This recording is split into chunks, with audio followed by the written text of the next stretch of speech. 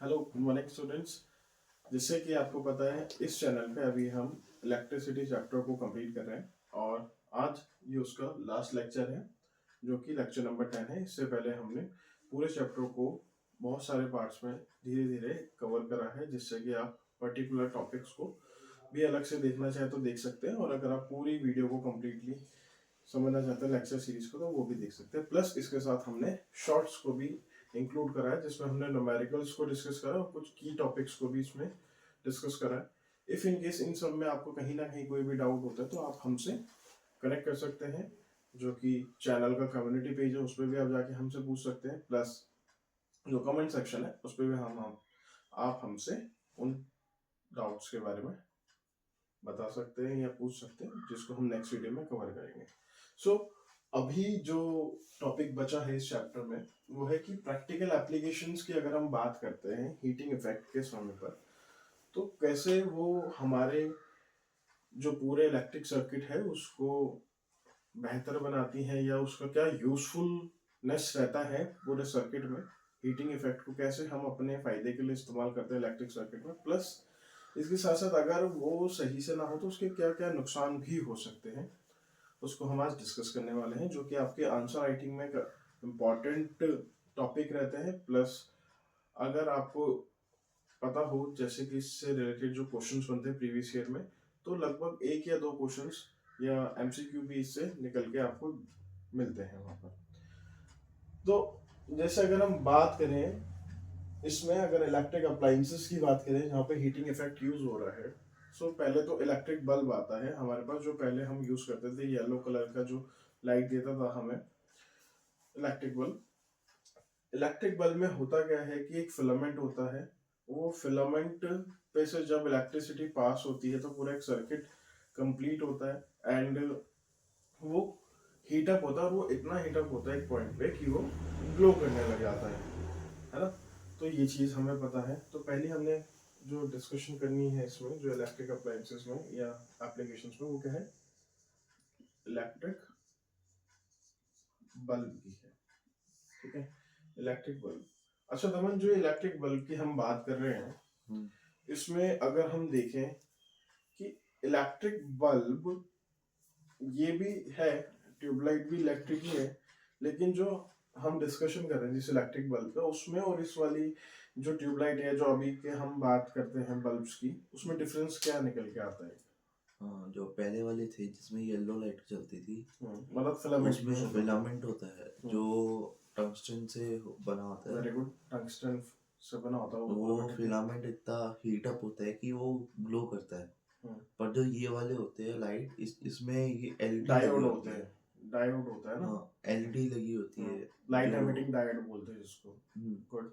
उसी से ये मतलब ग्लो लाइट करता है, एमर्ज वो करने मतलब लगती इसमें है। फिलामेंट वाला कोई रोल नहीं है, फिलामेंट तो नहीं चाहिए इसको है कोई। ना। तो फिलामेंट नहीं चाहिए तो इसकी लाइफ लॉन्ग हो जाएगी और इसमें इलेक्ट्रिक एनर्जी जो हम यूज करें वो थोड़ी कम हो जाएगी, कंज्यूम कम करेगा, मतलब ग्लो उतना ही देगा बट एनर्जी कंज्यूम कम करेगा, ये कहना चाह रहे हैं। अच्छा, सो पहली बात जो दमन ने यहाँ पर हमें हमने जो डिस्कस करी वो एक चीज थी कि इसमें फिलामेंट यूज होता है ना। अभी जो फिलामेंट यूज होता है दमन ने, जो उसके बाद दूसरी बात बताई, किस मटेरियल का बना हुआ होता है दमन, ये टंगस्टन। किसका? टंगस्टन। टंगस्टन का बना हुआ होता है। और क्या चीज इससे रिलेटेड हमें पता होनी चाहिए,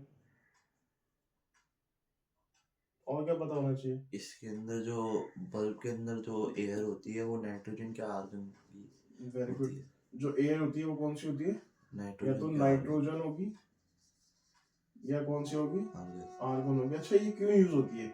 उसमें जो एयर है इलेक्ट्रिक बल्ब में, ये नाइट्रोजन या आर्गन जो हम यूज करते हैं, ये क्यों हम इसमें यूज करते हैं? ये इसलिए यूज होती है क्योंकि जब टंगस्टन हीट अप हो जाता है तो वो रिएक्टिव भी बन जाता है कि उससे मतलब वो ज्यादा फ्यूज हो रिएक्ट जाएगा, करेंगे। हाँ, खराब हो जाएगा, टूट जाएगा। रिएक्ट करके खराब हो जाएगा। पर ये जो दो ये होती है एयर, ये बहुत कम रिएक्ट करती है किसी भी मेटल के साथ, तो तो उसकी लाइफ को थोड़ा बढ़ा उसकी देगा, लाइफ को थोड़ा बढ़ा देती है और वो उसके रिएक्ट नहीं करती। रिएक्ट नहीं करती कोई।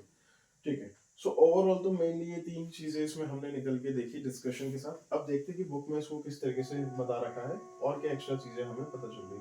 So it has a filament made of tungsten So most of the power consumed by this is dissipated in the form of heat, and some part is covered into light because it has a high resistivity and high melting point.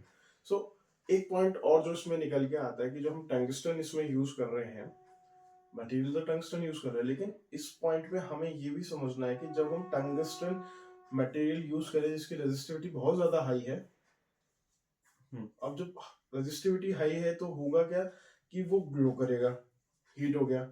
अब जो वो glow कर रहा है उस point पे क्या हो रहा है कि हमें लाइट एनर्जी तो मिली, लेकिन बहुत सारी एनर्जी हमारी हीट एनर्जी में भी तो चली गई। मतलब वो हमारे को यूज में नहीं आई, लाइट नहीं ग्लो कर पाई, वो जितनी एनर्जी वो यूज कर रहा है उतना वो पूरा कन्वर्ट नहीं कर रहा लाइट एनर्जी में, आधे से ज्यादा किस में कन्वर्ट कर दे रहा है, हीट एनर्जी में कन्वर्ट कर दे रहा है। ये भी चीज आपको ध्यान रखनी है कि क्या कर रहा है, डिसिपेट हो रही है उसमें। मतलब अगर मैं एक वर्ड बोलूं इसके लिए डिसिपेटेड बोलते हैं कि डिसिपेटेड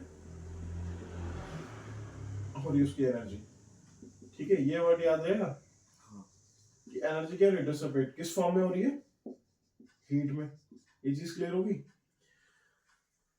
अब दूसरी बात इसमें जो एक और चीज आती है कि जैसे हम डिस्कस कर रहे थे कि इसमें जो एयर होती है वो क्या करती है, फिलामेंट को आइसोलेट कर देती है जिससे कि उसकी लाइफ ज्यादा हो जाए, और वो कहीं ना कहीं उसको रिएक्शन से बचाती है जो नॉर्मल एयर हमारे पास एनवायरमेंट में रहती है उससे। सो ओवरऑल अगर हम बात करें हीटिंग इफेक्ट में, इलेक्ट्रिक बल्ब जो हमने सबसे पहले देखा, इसमें एक फिलामेंट होता है जो टंगस्टन का बना हुआ होता है, उसमें एयर होती है नाइट्रोजन या आर्गन, और जो उसमें मैक्सिमम एनर्जी होती है वो डिसिपेट हो जाती है किस फॉर्म में, हीट एनर्जी में, और जो बचती है वो हमें लाइट की फॉर्म में मिलती है। तो पहला हमने डिस्कस करा इलेक्ट्रिक बल्ब। सेकंड क्या हो सकता है धवन? सेकंड इलेक्ट्रिक एक और ले लेते कोई, electric fuse. Electric fuse, good. Electric fuse क्या होता है, किस काम आता है इलेक्ट्रिक फ्यूज? ये एक फ्यूज होता है जो हमारे एमसीबी में लगता है, गुड। जो हाई वोल्टेज जब आती है तो मेल्ट होके कनेक्ट कर डिस्कनेक्ट कर देता है सर्किट मतलब को। ये अगर हम देखें तो ये हर सर्किट में होगा, हर अप्लायंस में ये लगा हुआ होगा, या ये हमारे घरों में भी लगा हुआ रहता है। अगर हम बात करें स्कूटीज की तो स्कूटी में भी होता है, फ्यूज होता है कि जब वो फ्यूज खराब हो जाए तो हमारे जो हेडलाइट है या उसके जो हॉर्न वगैरह वो उतना अच्छे से काम नहीं करते, क्योंकि उनको एक अनकैलकुलेटेड अमाउंट ऑफ एनर्जी मिल रही है, कभी बहुत ज्यादा मिल रही है तो खराब हो जाएंगे, कभी बहुत कम मिल रही है तो काम ही नहीं करेंगे। तो एट द एंड जो हमारा इलेक्ट्रिक फ्यूज है ये काम क्या करता है, इसका जो अगर मैं डायग्राम बना के दिखाऊं आपको तो ये कुछ इस तरीके का होता है कि यहाँ पर एक स्टील का वो होता है, ये ग्लास का रहता है यहाँ पर, और यहाँ पर फिर ये स्टील का मतलब ये पूरा बंद रहता है, और जो स्टील का यहाँ पर से यहाँ तक एक वायर होती है जो कनेक्ट होती है, ऐसे ही होता है। और ये फ्यूज जो होता है, जो ये अंदर की वायर हमें दिख रही है, एट द एंड पूरा जो फ्यूज है, पूरा जो इलेक्ट्रिक सर्किट है वो इस पर डिपेंड करता है कि अब जितना इसका मेल्टिंग पॉइंट होगा उतने तक जितना करंट फ्लो हो सकता है करो, या उतना ही करो। अगर उससे ज्यादा करो तो ये ब्रेक डाउन हो जाएगा, सर्किट ब्रेक हो गया, तो ये इलेक्ट्रिक सर्किट से बचा देगा। मतलब जो हम शॉर्ट सर्किट्स की बात करते हैं कि एक्स्ट्रा एनर्जी चलेगी तो ये उससे बचा लेगा, इस सर्किट को ही ब्रेक डाउन कर देगा। एट द एंड अगर हम इसको बात करें कि यूज क्यों करते हैं, पहली बात। दूसरी बात, जैसा कि हम देखते हैं कि ये जो इलेक्ट्रिक फ्यूज है सारे अप्लायंसेस में लगता है ना, और जब हम इनको लगाते हैं तो दूसरी चीज जो हमारे दिमाग में आनी चाहिए कि किस मटेरियल का बना होता है, या तो लेड का बना हुआ होगा या टिन, या दोनों का बना हुआ होता है। ठीक है, लेड या टिन का बना हुआ होता है। और कोई मटेरियल याद है तेरे को जिससे बना हुआ होता है? ये वो होता है ना, एलॉय। हाँ, तो इलेक्ट्रिक हो गया, ओ सॉरी लेड हो गया, टिन से बना हुआ होगा ये चीज।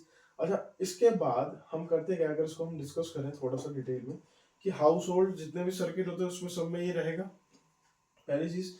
दूसरी बात, ये प्रोटेक्ट करेगा पूरे इलेक्ट्रिक सर्किट को, जैसे हम बात कर रहे थे कि ये इलेक्ट्रिक सर्किट को प्रोटेक्ट करता है कि एक्स्ट्रा एनर्जी ना जाए जिससे कि अप्लायंस ही खराब हो जाए, एक्स्ट्रा एनर्जी ना जाए उसमें। It by stopping the flow any undue high electric current. अब यहाँ पर हमें ये भी समझना है अनडिले का मतलब, क्योंकि हम जो घरों में यूज कर रहे हैं वो एसी करंट है। एसी करंट में क्या होता है कि डिफ्लेक्शंस आते हैं 100 हर्ट्ज पे, तो एट द एंड होता क्या है कि वो हमें एक पूरा, हाँ अनबैलेंस बोलो या हम उसको एक प्रॉपर मैनर में यूज करने के लिए डिवाइस लगाते हैं जिससे कि ऑसिलेशन होते हैं, ऑसिलेशंस बहुत ज्यादा होते हैं इसमें। और फिर उसको डीसी में कन्वर्ट करना पड़ता है। नहीं नहीं नहीं, वो अलग चीज़ है, डीसी अलग चीज़ है। एक्चुअल में एसी में फ्लक्चुएशंस बहुत ज़्यादा होते हैं, तो एसी में जब फ्लक्चुएशंस होते हैं तो उसको हमें क्या करना पड़ता है कि एक डिवाइस लगाएंगे जिससे कि उसकी फ्लक्चुएशंस हो जाए और हमें एक नॉर्मल करंट मिले। अब क्या हो रहा है कि उसमें फ्लो ऑफ करंट, कभी कभी हम घर में देख रहे हैं कि वोल्टेज बहुत ज़्यादा आ रही है, वोल्टेज बहुत कम आ रही है, हाई या लो की हम बात करते हैं। तो वहां पर अगर वोल्टेज कम है तब तो अप्लायंसेस नहीं चल रहे, कोई दिक्कत नहीं है, लेकिन फिर भी हम बंद कर देते हैं। या अगर वोल्टेज बहुत हाई आ गई तो सारे अप्लायंसेस क्या हो जाएंगे, खराब हो जाएंगे, क्योंकि उन्हें एक्स्ट्रा अमाउंट ऑफ एनर्जी मिल गई ना। तो उसमें तो उनकी सारी जो वायर्स हो क्या हो जाएंगी, मेल्ट हो जाएंगी। तो उनकी वायर्स को बचाने के लिए हम उनसे पहले एक और गेटवे लगा देते हैं कि भैया ये जो वायर है, इससे सारी हाई वायर है जो अप्लायंसेस में लगी हैं, समझ आ रही है बात। तो मतलब अगर ये यहाँ पर तक फ्यूज से कवर होकर निकल रही है सारी इलेक्ट्रिक एनर्जी तो ठीक है, लेकिन जैसे ही इससे एक्स्ट्रा अमाउंट ऑफ निकली तो क्या हो जाएगा, ये मेल्ट हो जाएगा और हमारे अप्लायंसेस बच जाएंगे। एट द एंड यहाँ पर हम हीटिंग इफेक्ट को एप्लीकेशन के फॉर्म में यूज करेंगे, ये हमारे इलेक्ट्रिक सर्किट को बचा लें एट द एंड। ये बात समझ आ गई, इसमें कोई डाउट या कुछ और जो तुझे पता हो? नहीं। पता है, ठीक है। अब इसमें क्या बोल रहा है कि fuse are always rated for different current values such as. अब यहाँ पर क्या होता है कि जो फ्यूज होते हैं हमें मिलते कैसे, कि हम अगर दुकान पे जाए खरीदने, हम किस तरीके से रेट होगा, कुछ तो मेजरमेंट्स होती होगी इनकी। तो इनकी मेजरमेंट होती है 1 एम्पियर, 2 एम्पियर, 3 एम्पियर, 5 एम्पियर की, मतलब इतना अमाउंट ऑफ करंट वो उसमें से निकाल देगा। बात समझ आ गई, इसमें कोई दिक्कत? तो ये दोनों एप्लीकेशन समझ आई, इलेक्ट्रिक बल्ब की बात करी, इलेक्ट्रिक फ्यूज की बात करी, और कोई एप्लीकेशन जो तेरे को बताओ? Electric iron. इलेक्ट्रिक आयरन, उसमें भी फिलामेंट की हम बात कर रहे हैं, तो कहीं ना कहीं उसमें भी लेडोटीनियम आ रहा है। नाइक्रोम, नाइक्रोम भी आ सकता है, टंगस्टन, है ना, अलग अलग तरीके से बना होगा। उसमें भी अध्ययन क्या होगा, हीटिंग इफेक्ट की हम बात करेंगे। हीटिंग इफेक्ट की जब हम बात करेंगे तो वहां पर हम जब यूज करेंगे उसको, तो क्या किस वे में, मतलब जो इलेक्ट्रिक एनर्जी थी वो हमने किस तरीके से यूज कर ली, हीटिंग। Electric iron. आयरन, है ना, जो घरों में हम यूज करते हैं।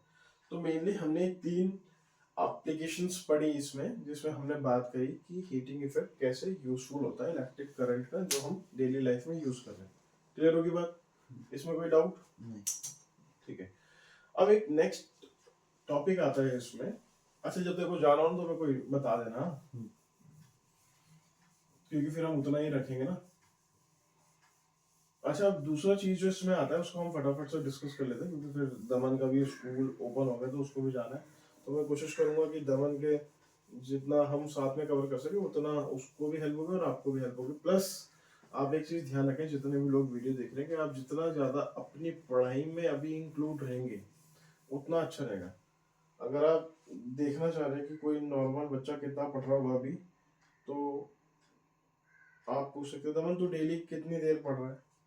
अगर नॉर्मली तेरे को किसी और को ये मैसेज कन्वे करना हो तो तू क्या बताएगा, तू सुबह कितने बजे, तेरी रूटीन क्या है? नॉर्मल बोल। सुबह 6:30 से 6:30 से लेके 11 o'clock तक पढ़ना है। फिर 1 hour का गैप होता है। ले अभी बोलना, इनको पता चलना चाहिए कि जो बच्चे नहीं पढ़ रहे हैं तो उन्हें किस एक अमाउंट ऑफ 6:30 में 6:30 से लेके 11 o'clock तक पढ़ना है। फिर उसके बाद 1 hour का गैप में सारा खाना पीना नहाना ये सब कुछ करने के बाद फिर हमारा एक और बार पढ़ना है बैच के लिए, मतलब 12 से लेके आपको 3 o'clock तक पढ़ना है। फिर उसके बाद 2 hours का गैप लेना है, जिसमें आप फ्रेश हो सकते हो और सो सकते हो, कि जिससे आपको माइंड फ्रेश हो जाए। फिर उसके बाद जो भी आपके सारे ट्यूशन है इसके बाद आप कंप्लीट कर सकते हो। और फिर उसके बाद लास्ट में आपको छोटे मोटे जैसे कि वो होते हैं चैप्टर्स हैं, जो भी है, जो आप बेसिकली कंप्लीट कर सकते हैं। अगर आपने ध्यान से सुना हो दमन का रूटीन, तो कहने का मतलब ये है कि अभी डेडिकेटेडली जो उसका थिंकिंग प्रोसेस चल रहा है वो इस चीज़ पे चल रहा है कि मैं कितना रिवाइज कर सकता हूँ, कितना कंसिस्टेंट रह सकता हूँ पढ़ाई में, प्लस मैं अपने गैप्स को, या जो मेरा वो है रेस्टिंग टाइम, उसको मैं कैसे मैनेज कर सकता हूँ जिससे कि मेरे को थकान भी ना हो, मैं लॉन्ग टर्म तक अपने आप को थोड़ा एक्टिव रख सकूँ। तो वो आपको जरूर करना पड़ेगा, कंसिस्टेंट रहना पड़ेगा। कंसिस्टेंट रहेंगे और क्वेश्चन प्रैक्टिस एक दिन में कितनी करता होगा, तो लगभग 4-5। तो क्वेश्चन प्रैक्टिस इस टाइम पे बहुत इंपॉर्टेंट है, क्योंकि आपके सिलेबस कंप्लीट हो चुके हैं। लेकिन इस पॉइंट पे दिक्कत कहाँ पे आती है, जब हम उसको प्रैक्टिकली टाइम के हिसाब से सॉल्व कर रहे होते, तो उस चीज का भी आप ध्यान रखना। ठीक है, सो अभी हम बात करते हैं कि एक टॉपिक आता है इसमें लास्ट में, जिसको हम बोलते हैं इलेक्ट्रिक पावर। ठीक है, इलेक्ट्रिक पावर की अगर हम बात करें तो इसको हम कैसे डिफाइन करेंगे। इलेक्ट्रिक पावर मतलब क्या? इलेक्ट्रिक पावर का मतलब होता है कि it is defined as the amount of electric energy consume in a circuit. क्या बोल रहा है? amount of electric energy consumed is defined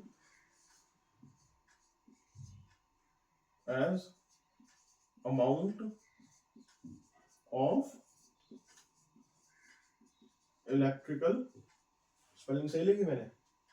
electric होगा ना, इलेक्ट्रिकल थोड़ी होगा, इलेक्ट्रिक, इलेक्ट्रिक एनर्जी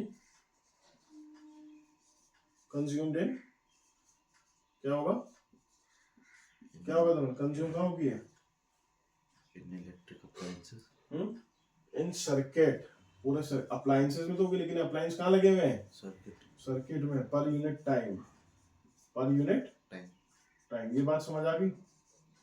तो क्या कह रहा है कि इलेक्ट्रिक एनर्जी किसको बोलते हैं हम? ध्यान से सुनना इसको। इलेक्ट्रिक एनर्जी बोलते हैं उस अमाउंट ऑफ इलेक्ट्रिक एनर्जी को, इलेक्ट्रिक पावर सॉरी, जो कि कंज्यूम हो रही है एक सर्किट में पर यूनिट टाइम। यानी कि यहाँ पर हम दो चीजों को ले रहे हैं, एक तो इलेक्ट्रिक एनर्जी को और एक टाइम को। तो फॉर्मूला क्या बन जाएगा इसका, अगर हम पावर की बात करेंगे तो काम हो रहा है ना, काम मतलब जो पावर है पी की अगर हम बात करें तो इलेक्ट्रिक एनर्जी यानी कि वर्क, वर्क हुआ कुछ समय में हुआ तो W अपॉन टी हो जाएगा। ये बात समझ आई? इसमें कोई दिक्कत आए ना? मतलब अगर हम बात करें कि यहाँ पर जो W है वो अमाउंट ऑफ एनर्जी है जो कि हम यूज कर रहे हैं, इलेक्ट्रिकल एनर्जी। मतलब जो इलेक्ट्रिकल एनर्जी, इसको हमने क्या बोल दिया, इलेक्ट्रिकल एनर्जी को W बोल दिया, और पर यूनिट टाइम क्या हो जाएगा यहाँ पे, T हो जाएगा, है ना। और ये इलेक्ट्रिक पावर को हमने क्या बोल दिया यहाँ पर, P बोल दिया। निकल के डेफिनेशंस में से। तो यहाँ पर हमने क्या बात करी कि जो W है अमाउंट ऑफ एनर्जी है consume in a circuit in T second. यहाँ पे टाइम को हम किस फॉर्म में लेंगे, किस फॉर्म में लेंगे, सेकंड्स के फॉर्म में लेंगे। ये चीज क्लियर होगी। अगर अब हमें एक चीज पता है कि जो हम पहले कर रहे थे कि जो W था मतलब जो वर्क था, हमने पहले भी इसके बारे में बात करी है, W किसके बराबर होता है, joules Q multiply by V, याद है? Q मल्टीप्लाई बाय V के बराबर होता है कि नहीं होता है? और Q किसके बराबर होता है, Q, coulomb Q बेटा Q I इंटू टी होता है। ये बात याद है? आया ना? अब फिर से देखना, और यहाँ पर Q की बात करें, मैंने W को ब्रेक करा बेसिकली, Q की बात कर दी, और V किसके बराबर होता है, V IR या V को मैं अगर ऐसे ही छोड़ देता हूँ, अभी देखना, ठीक है, मैं इसको डराइव करके समझाने की कोशिश कर रहा हूँ कि जो W था मैंने क्या लिखा, Q multiply by V by T। ये चीज समझ आई? और Q को क्या लिख सकता हूँ मैं, I इंटू टी लिख सकता हूँ, आया ना। और V भी आ गया यहाँ पर जो पहले से था, अपॉन में T, T से T कट गया, T से T कटा, टाइम से टाइम, तो पावर किसके बराबर हो गई, I इंटू V। ये बात समझ आई? हाँ है ना? हाँ। और मुझे पता है कि I इंटू वी जो है, V की अगर मैं बात करूं तो एक फॉर्मूला और आता है यहाँ पर कि R इक्वल्स टू क्या होता है, रेजिस्टेंस किसके बराबर होता है, V अपॉन I। हाँ है ना, V अपॉन I के बराबर होता है। ये चीज क्लियर है? तो यहाँ पर से अगर मैं इस चीज को समझूंगा तो V किसके बराबर हो जाएगा, V I इंटू R। ये वाला भी याद है? हाँ है ना? तो इसको अगर मैं और आगे इम्प्रोवाइज करना चाहूंगा तो क्या बन जाएगा, डराइव करूंगा तो V की जगह में क्या लिख दूंगा, I स्क्वायर R हो जाएगा। डेरिवेशन समझ आ रही है? मैंने क्या करा, मैंने कहा कि भैया इलेक्ट्रिक एनर्जी को मैंने वर्क बोला, टाइम तो T सेकंड रहेगा, तो मैंने वर्क का फॉर्मूला क्या होता है, Q मल्टीप्लाई बाय V। तो Q को क्या बोल सकते हैं, current into time. Current into time लगाया तो मेरी डराइव हो गया क्या बनी, P equals to I into V। ये चीज समझ आई? और I अगर हम V के फॉर्मूले से निकाले तो I इंटू R होता है। तो फाइनली पावर किसके बराबर हो गया, I स्क्वायर R। ठीक है, अब पावर हो गया I स्क्वायर R के बराबर। और यहाँ पर अगर मैं बात करूं फिर से मोटा मोटा कि I किसके बराबर होता है, I, अगर एक I की बात करें यहाँ पे से निकालो ना, आई किसके बराबर हो जाएगा, वी बाई आर के बराबर हो जाएगा। हाँ कहने का मतलब ये है कि जो फाइनल फॉर्मूला आ रहा है निकल के, इसमें सारी चीजें यूज हो रही, पावर में तो सभी यूज होगा।